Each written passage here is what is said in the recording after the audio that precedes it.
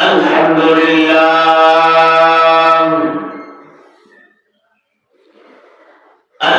لله الذي جعل الشمس والقمر بحسبان والنجم والشجر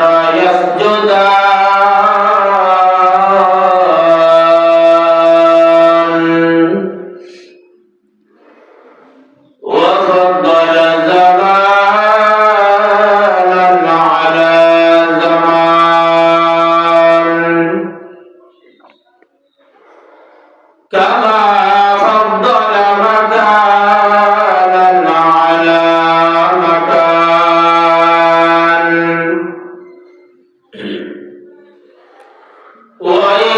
وإنسانا على إنسان